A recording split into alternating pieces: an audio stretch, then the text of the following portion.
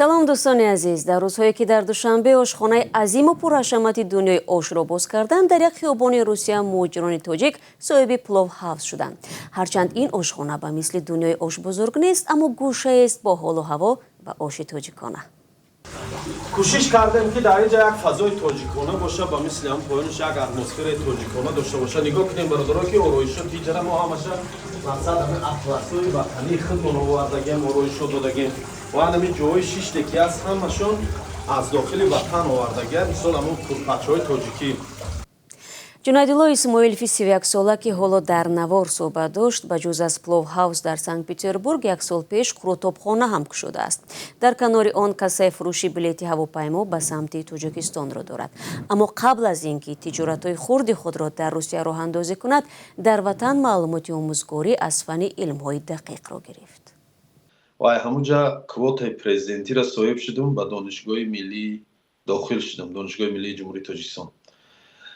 вале баъд аз як соли таҳсил бо якчанд сабабҳое ки гуфтагӯ гапо дар ин барнома гуфтан муҳим нест, аз донишгоҳ хориҷ шудем ва сафар кардем ба давлати Россия ба шаҳри Санкт-Петербург.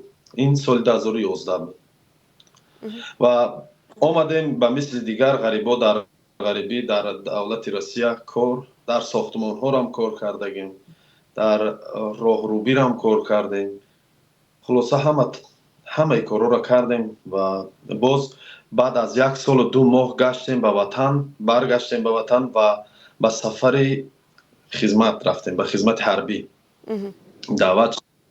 2 сол хизмати ҳарбиро анҷом додем, тамом кардем ва баъд аз хизмат ба донишгоҳи миллӣ дохил шудам, таҳсили худро идома додам, донишгоҳро тамом кардам ва баъд аз тамом кардани донишгоҳ омӯзгорам кор кардагим. пешалло тӯли як сол дар ман аз фани химия ва биология таълим медодам дар мактаби ҳамун деҳамон, мактаби рақами 55.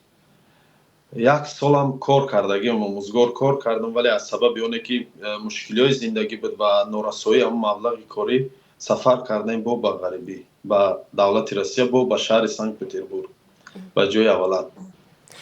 ба ҷои аввала рафтед, бозам такрор шуд, бозам дар сохтмон рафтед ё ки иваз кардед машғулияти худатонро? Не, бозам дар сохтмонҳо фаъолият кардем. аввали омадагӣ дар сохтмонҳо буд, ҳатто ҳамун роҳрӯбирам кардагим ҳамаша.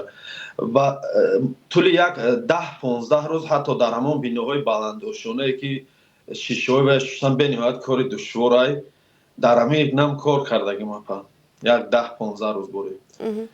хулоса кори бори ғарибӣ некам аз ҳама кори асосим сохтмон буд. дар сохтмон кор мекардам. ба нақли мусоҳиби мо, ӯ тақрибан 5 сол корашро дар сохтмон идома дод, чун даромадаш хуб буд. аммо як фоҷиа боис шуд ки фаъолият ва дидгоҳаш ба зиндагиро комилан иваз намояд. як ҳодисаи нохуше рух дод ба ман соли 2022 моҳи апрел буд, 30 апрел. ман ҳамин ҷое ки сохтмон кор мекардем, аз ҳамон болои боми авай дар замин афтидам.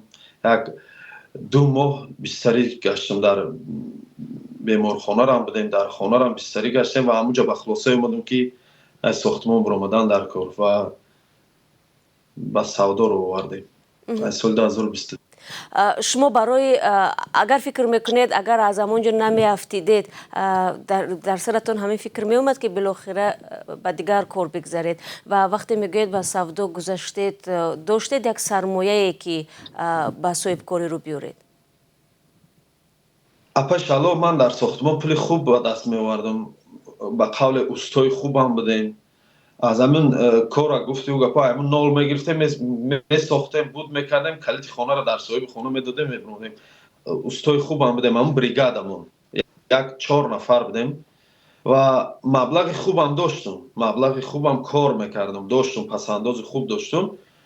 вале дар байн ман ҳамин савдо гуфт, аз ҳамин хурдим дар ҳамин савдо чақа будам, мекардам, кам савдо мекардам ва ба хулосае омадам ки аз сохтмон бурому ба савдо ва ҳамун маблағи будагима дар савдои худам сарф кардам ва як қисми дигаша аз як ёру рафиқо, дӯсто, бародарои гирду манам қарзам кардагим, ба қарзам шурӯъ кардагим, як қисмша беқарз намешавам.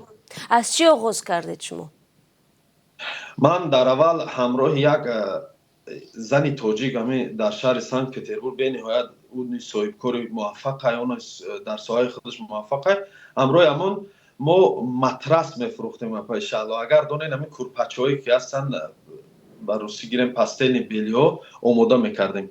اوی تو میخریدیم، کهنش از اوی تو خریداری میکردیم، میآوردیم کارکرد میکردیم، همون روپوشی نو میپوشوندیم، کارکرد میکردیم و بعدا دیونباران رو باز با فروش میگذاشتیم، میفروختیم. همین اولین کاری من همین بود. یک باور کن یک مبلغ خوبم کار کرده بودیم همین و یک حادثه دیگر شد، یک گفتگو گپا نافهمی بین دو نفر شد که همین کار با بس کردیم و بعدا باز سر کردم اویاکاسای خدمت شدم، اینترنت مگزین خدمت شدم. من که در داخل شبکه‌های اجتماعی فعالیت میکردم سال 2018 اینجانب از همه چیز اودیتور یوتیوبی خودم و اینستاگرامی خودم استفاده برده اینترنت مگزین شدم. در اونجا لباس‌های مردانه میفروختم، پای افزال، سر و فرمای مردانه، لباس‌های مردانه و اویاکاسای خدمت شدم. کارم خوب شد، آهسته آهسته که شدیم قرطابخانه اسماعیل از ماه همین سال 2023 از ماه مرد اینجا نمینه ایروز پگه یک سال میشه که قرطابخانه اسماعیل فعالیت میکنن، کار میکنن در شهر سنت پتربورگ. قهرمان ما میگوید شهروندی روسیه را نگرفته زیرا پدر و مادرش ضد بودند و برای مهاجری که با پتنت در این کشور کار و زندگی میکند راه اندازی و پیش بردن تجارت نازکی های زیادی خود را دارد. بله مشکلی خودش داره، مشکلی خودش داره برای اون که ما شهروندی روسیه را نداریم و مهم برای ما همون ایپی میگن. نفرانی که در روسیه هستن میدونن که به شهروندی روسیه کارخانه شدن کمی دشواره. ما را همراهی میکنن، اینجا هستن برادرها هستن، اپوی هستن که قدردانی میکنن. ما را خیلی دستگیری خوب هم کردن در کشاده شوی همین تجارتمون. با دستگیری همون برادرها ما کشیدیم. دشوار بود، به دشواری به مشکلی اگه کار سر کردن نمیشه. مهم ترسیدن در کار نیست، مهم خفا زدن در کار نیست، فقط حرکت کردن در کار و همون مشکلی ها را پس سر کردن. مثلا این که تفتیش ها چگونه است؟ شما رو زیاد تفتیش میکنن نمیکنند؟ شما که بله در شهر سنت، بله در شهرهای روسیه بعد از همین یک نوتنجی که همراه دولت اوکراین شده طول چند سال میشود که همین ریدور هم زیاد شده و مشکلی مهاجران هم زیاد شده، علاوه خصوص مشکلی اون نفرانی که حجت ندارن و باز مشکلی اون نفرانی که حجت روسیه را دارن. اینا دا مشکل زیاد شده است همین طول یک سال دو سال اخیر. در همین شهر ما هم هست ریدو به نهایت زیاد میشه، علاوه خصوصا میشه به سالینا به نهایت ریدی سخت شده بود. زیادی از مهاجرای ما را از همون کوچه و پس کوچه های شهر سنت پتربورگ دستگیر کردن، علی حال در همون بازداشتگاه ها قرار دارن. همراهشون صحبت کردیم. بله ما خبر داریم که در این ریتو تقریبا 700 کس رو بازداشت کردند و از این شماره 100 نفرشان را دیپورت میکنند به وطن. بودن در میان آنها نفرانی که شما میشناختید، با شما کار میکردن؟ بله.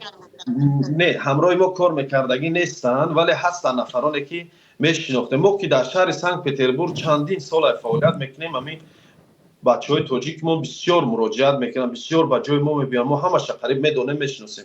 بودن تاجیکایی بودن که در همین ریل غلطیدن و این زمان در بازداشتگاه قرار دارن. راستی گپ گم همین ریلی که در همین اخیران شد سببش همون شب مقصد اگر آگاه باشین پیش حالا در شهر سنت پتربورگ اجازت ندادن در کوچه ها سیر و گشت کردن به خاطر در حادثه‌ای که در بلگراد رخ دادگی بود. ولی مهاجرای ما، برادرای ما، مردم تاجیک و مردم ازبک همین چیزا رعایت نکردن و کوچه های شهر سنت پتربورگ رو اومدن برای قید کردن همون سال نو و به همین خاطر همه اونها در مورد پلیس غلطیدن. به شما حجتاش بازداشت کردن، سر دادن. یعنی شما در علاقه هستید، کمک میکنید برای نفرانی؟ بله همراهشون صحبت کردیم. خب همین یک ساعت پیش همراهشون صحبت هم داشتیم و انشالله که کمک هم میرسونیم شما. شهر سنت پتربورگ یکی از مکان‌های کار و زندگی ده‌ها هزار مهاجر تاجیک است. سالانه از این شهر روسیه ده‌ها تابوت زادگان تاجیکستان که با سبب‌های مختلف به هلاکت رسیدند به وطن رسانده می‌شوند. تنها در ماه دکبر سال گذشته با مساعدت فوند خیریه که قهرمان ما عضو آن است، جسد 37 مهاجر به تاجیکستان فرستاده شده است. بله، در شهر سنت پتربورگ یک فوند کمک رساندن به مردم تاجیک، علل خصوص این فوند شده برای مردم تاجیک خدمات لگتواری تلفن میگن و وظیفه اساسی همین فوند از یک چیز است، برای روان کردن مرگ و مرده‌های تاجیک‌های خدمات به وطن. و یک سال میشوه فعالیت میکنه. به نهایت صاحبکارای بزرگ در این فوند جمع شدگیان و کمک‌های به نهایت بزرگ خودشان میرسونن به یگان ویدیو، به یگان به نوار گرفتن. ما برادر و خواهرایی که در شهر سنت پتربورگ جان میتین این دنیا رو ترک میکنن، ما جسدهای آنها رو به تاجیکستان روان میکنیم. طول یک سال این کار بود. نیافیسیال از سال 2011 برادرها تشکیل کرده بودن، ادامه داشت، ولی افیسیال فوند شدن در نزد کنسولگری شهر سنت پتربورگ فعالیت داره و انشالله یگان مشکلی نمیشه برای روان کردن مرگ مرده‌های تاجیک‌های خدمات. خود شما هم سهم میگیرید در همین گونه کارها، در کارهای خیر؟ حتما خیلی انشالله به این نمیشه و حتما سهم داریم و اولین درجه کوشش میکنیم سهم خودمون رسونیم، برای اینکه انسان پیش از آنکه یک نفر توصیه میده باید خودش به همون گپ خودش به همون توصیه که خودش میده باید عمل کنه و ما نیز کوشش میکنیم سر اولین درجه سهم خودمون بگذاریم، گه آشکار و گه پنهان سهمای خودمون رو میگذاریم. ضمناً همین سر و صدای هست وقتی در این اواخر میبینیم بخصوص از سوی نفرانی که خود را بلاگر مینامند و کمک میرسونند، بعضا میبینیم یک کمک ناچیز میکنند ولی زیاد این عمل را ترغیب میکنند.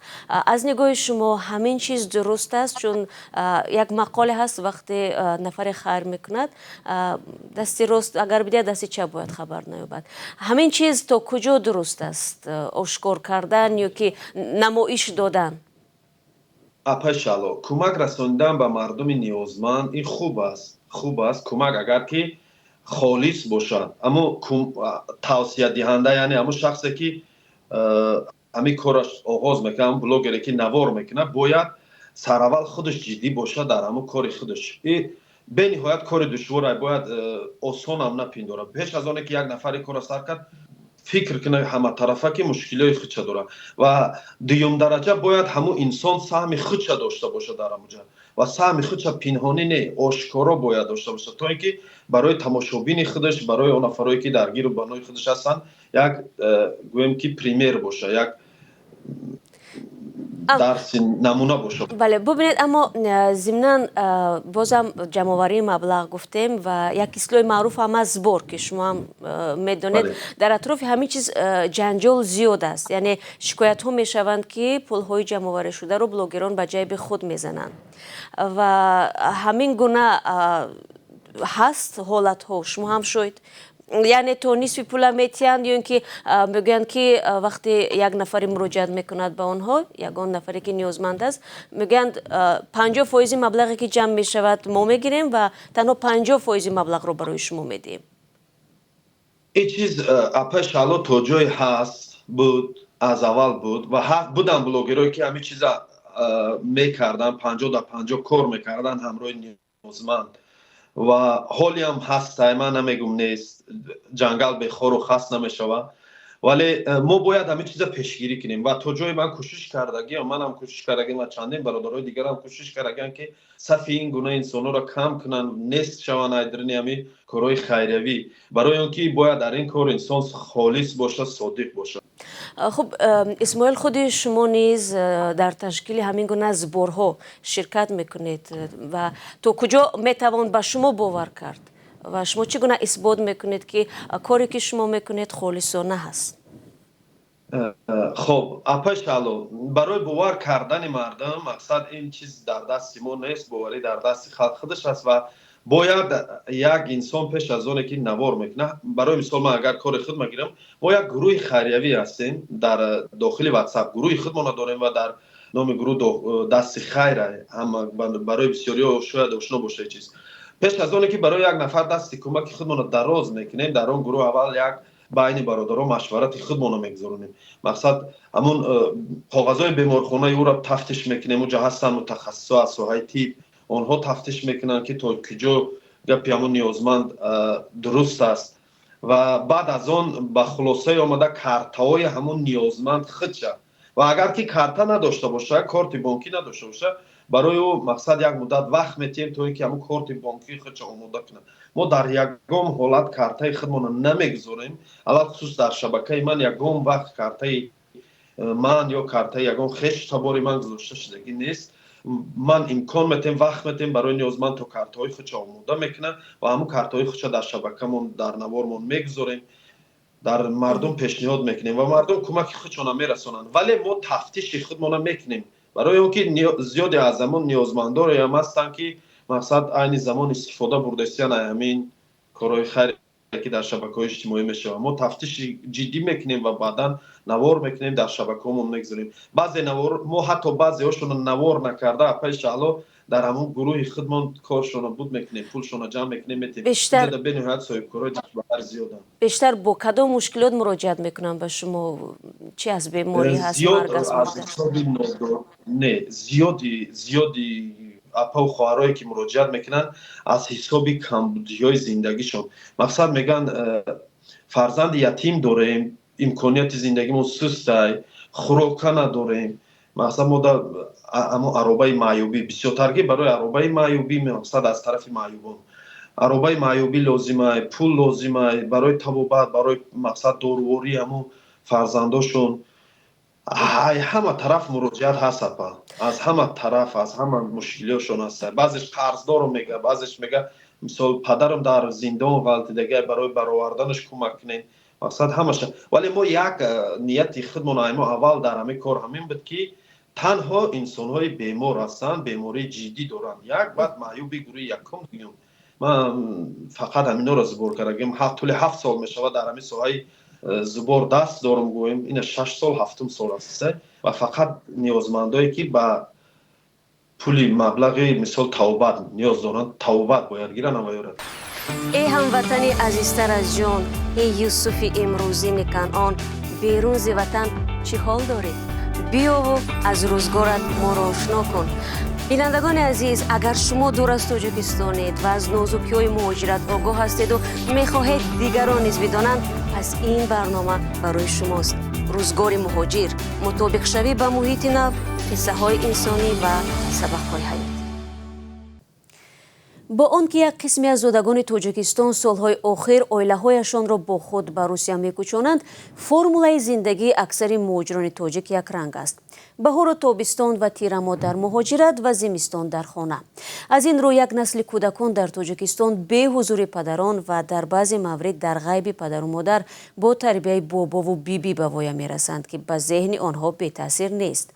قهرمان ما میگوید برای با خود نآوردن همسر و یگانه فرزندش سبب دارد. برای هر یک غریب اولین درجه مشکلیش همین دور بودن از خانه، از نزد زن و فرزند، از نزد پدر و مادر خش تبار دور بودن. گویم زیغ میشه و این مشکلی اولین درجه هر یک مهاجره. و ما نیز به مثل همین برادرامون میشه حالتایش که غمگین میشیم، بعضا حالتایش دیگه که اپاش حالا میگم من همه چی را همونجا گذارم به خانه روم. ولی زندگی مقصد اینقدر در وطن خودمون کار هست، مبلغ هم هست، ولی همون زندگی گویم همون نیت هایی که هست برآورده کردن کمی دشواره. همین سبب برای را اختیار کردیم اومدیم اینجا کار و فعالیت میکنیم و مبلغ خوب هم به دست میبریم، روان میکنیم، هم خونه هم دستی کمک میرسونیم به همسایه ها. اما مثلا همین مبلغی که شما میفرستید همون کمبودی نبودن شما رو در نزد فرزند میتواند جبران کند از نگاه شما؟ نه نمیتواند جبران کند اپش حالا این، ولی چی علاج؟ در وطن گفتم که از حساب اونه که مثال همون مبلغ هست، کارم هست، ولی نمیدونم از چی سبب باشه که همون مبلغ خدا همون نیتای خدا عملی کرده نمیتونید. مقصد همین روز اگر 200 تومان کار کنید در وطن، بگاه میبیاید دست خالی و یگان دست در یگان چیزا میبیاید، تمام اون نیتی که باید خانه سازی و باید مقصد برای فرزندات یک امکانیت یا مکتبای خوب دمانشون تحصیل کنن، намешава. Ман натонистам ба ватанам پس کار کردن. چرا نمیخواید که به روسیه بیارید به نزد خودتون بیارید فرزند نه، و ما این که همسرتون رو که شرایط خوب دارد апай салом, ман зуд мерам ба ватан мебиём, зуд мерам. Ман аввало хай буд 1 сол местодем, 8 моҳ, 1 сол, 2 сол местодем. зиро боша апай салом, ман дар байни 3 моҳ 2 бор 1 бор мерам мебиём. ба ватан мерам мебиём. ин чиза оҳиста ниятам дорем ки бояд биёрем барои он ки каме душвор ай ба ҷудоӣ аз фарзанд, аз оила каме душвор ай. иншалло чиза мекунем. ما میبینیم که از همین جدا بودن از اویله ها در همین چند سال اخیر مشکلات زیاد به بار میوره. جدا شوی اویله ها، نافهمی میان زن و شوهر، فرزندان مثلا خوب تربیت نمییابند. از همین چیز شما نگران نیستید؟ نمیترسید؟ بله، من نیز نگرانم. هیچ چیزا علاوه خصوص برای تربیت فرزند که گفتیم ما نیز نگرانیم. ما نیز نمیخوایم که فرزند ما دور از ما تربیت گیره و مقصد به وای رسه. کوشش میکنیم تا جایی به فرزندامون تعلیم درست میدیم، نصیحتشون میکنیم. من که یک فرزند دارم اپای شالو، یک دخترچه دارم و کوشش میکنم دویم همراهش در علاقام و کوشش میکنم کمی هم باشه، اما دوری من خیلی دور حس نکنم.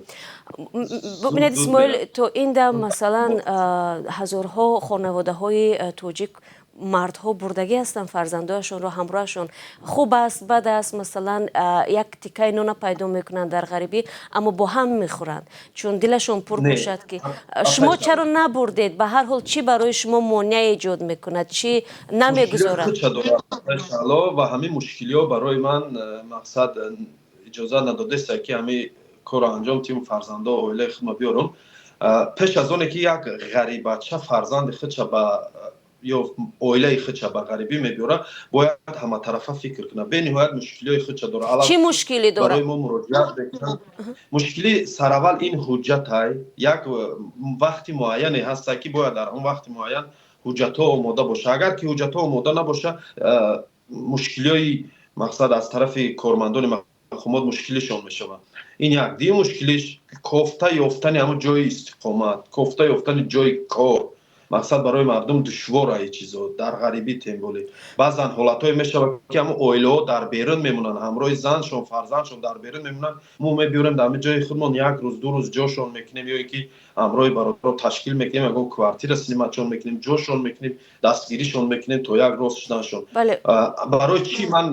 برای چی من میگم همین گونه مشکلی است؟ برای اینکه این روزا ما در مراجعات بسیار میشه. خب شما که خودتون حل میکنید مشکلات دیگرها رو، شما پس امکانیت دارید که هم با خانه تامین کنید مثلا هم این گپ تو نفش حالا جا داره، ولی منم مشکلی اجازت کلان مادرم نمیتیم. مادرم اجازه نمیته که من اویله ما گیرم به غریبی بیارم، برای اون که مادر من اصلا دوست نمیداره که در غریبی بودنی من. دوی من میگه که بچه‌ام بیا همین کارو بر تا در وطن کن، دمی غریبی دوی میگه. ولی من کوشش میکنم که این چیزا رو بکنم. ان شاء الله به نزدیکی میشم. همش از چی هراس دارد مادر که نمیگذارد؟ مادر اصلا دوست نمیداره همین غریبی بدنی من. از چی چرا دوری از شما، از شرایط، از چی میترسه؟ دوری از من و همین نوارایی که در شبکه‌های اجتماعی میبینه و این چنین همون جوانای را که جسداشون رو به وطن روی میکنن، این چیزا رو میبینه میفهمه و غمگینم میشه. همین حساب دوست نمیداره. همصحبت ما اقرار می شود که هیچ ثروت دنیا به مهر و محبت فرزند برابر شدن نمی تواند و محض همین زنده جدایی از جگربند او را زمان به عالم مجازی پیوست. من همراه فرزندم وقتی که با تلفن صحبت داشتم، اون وقت 2 ساله قریب 3 سالگیش بوده، یک شعری بود که سمالیات هوایی او تجان ما بیاره. خودمون همین شعر میخوندیم وقتی که پدر من در غریبی بود. من یک صنف 1-2 بودم، یاد دارم همین شعر میخوندم و به سبب اونه که بنیاد پدر من انتظار بودیم مقصد اومدنش، همین شعر میخوندم. هر یک کرده که همون سمالیات میگذشت، همون هواپیما وقتی میگذشت همین شعر میخوندیم. و وقتی که من خودم غریبی اومدم سال 2018 آخرش بود یا 17 بودم، خیر فرزندی من همین شعر وقتی که خوند اپا باور کنین من یک غم گلوگیرم شدم. خیر در خلاصه من فکر کردم، من گفتم یه حیات بین که مقصد پدر من در غریبی بود، من همین شعر تلاوت کرده بودم و خوانده بودم و این من با غریبی اومدم فرزند من توکای چیزای دوم و با گفتم که زیخ شدم و یک نواری رم کرده بودم. اولی نواری من هوای بود. از اگر همون نوار یوم با شما روان میکنم اولی نواری من هوای بود و همون نوار هم تماشای تماشابین خصوصا به خودش گرفته بود و بعد از ما آهسته آهسته نوار کردیم و بعدا درباره مشکلات غریبان نوار کردیم و بعدا کمک شروع کردیم به مردم نیازمندی که در شهر سنت پتربورگ هستند. اویلای نیازمند. از همون وقت تا حالا چیز تغییر کرده است در حیات شما؟ از همون احساسی که داشتید؟ احساس تغییر یافتگی نیست پایشالو. حالی هم دوری از فرزندان، حالی هم دوری از وطن، احساس همون احساس است. ولی در زندگی من تغییرات بنیاد زیاد شده. جای کاری خوب، سودا، تجارت خوب داریم. کاربار ما خوبه ولی همه ای چیزا خیال میکنم که همون احساس تغییر دادن نمیتونم. به هر حال دوره من راضی هستید از همین چیز یا نه؟ نه پایشالو راضی نیستم. ولی چی لاش من گفتم که غریبی را ما اختیار کردگی نیستیم. غریبی را یگان غریب بچه اختیار نمیکنه ولی مشکلات زندگی میکشه میبیاره. قهرمان برنامه ما به نقل از تجربه خود میگوید هرگز وقت برای عوض کردن مجرای زندگی خود دیر نیست. مهم داشتن خواهش و نه هراسیدن از توکل و آزمایش است. علاوه جوانایی که در غریبی قرار دارن من توصیه میتیم همچون یک انسانی که مثال همه غریبی را همه طرفاش دیدگی همه طریقاش گذشتگی یک توصیه خوب میتیم ترسیدن در کار نیست. از همه خوبش بهترش کوشش کنین از کارهای دشواری که به سلامتی شما به روحیه شما تاثیر میرسونه خودتون جدا کنین، دور باشین، کوشش کنین به ساحه تجارت سر کار کنین، در تجارت دست زنین. من باور کنین اپا از روزی که در تجارت گویم نپراولین خودم طرف تجارت کردم، طرف سودا کردم، به نهایت پیشروی خوب دیدم در زندگی من، در کار و بار و مهم از همه مقصد باز میتوانی وقت خالگی داری که به دیگران نیز کمک رسونی. من آماده‌ام غریب بچه‌ای که در شهر سنت پتربورگ هستن کمکشان رسونیم. من و همراهان من کدام برادرانی که هستن کوشش میکنیم کمک رسونیم تا جای اونها رو دستگیری کنیم و به همون آرزو و نیتایی که هستن دارن روان رسند. علاوه خصوصا نفرانی که در سایه سودا میخواهند کار کنند. توصیه های خود من همه وقت میخوام دادن و همه وقت میگم که ترسیدن در کار نیست. دادارو اکو اپو ترس در کار نیست. فقط کوشش کنین اما ترس شکنین و پس سرش کنین و پیش، فقط و پیش. ای قرضم ترسیدن در کار نیست. یکی از مشکلی برادرها و خواهرای غریبای ما که میترسن سودا را سر کنن از حساب بیپولی و از حساب همون قرض. اوه من قرض کنم کارا چه میکنم. قرض کنین، کار کنین، انشالله کارتون پیش رفت نره با یگان کار دیگر را میگیرین قرض داده میشه. ولی اگر که شما استین انتظار شین در همون سترویکا کار کنین باور کنین پول خوب به دست میبرین ولی کار کرد گویمو یک تندو نمیشه. سلامتی را از دست میدین.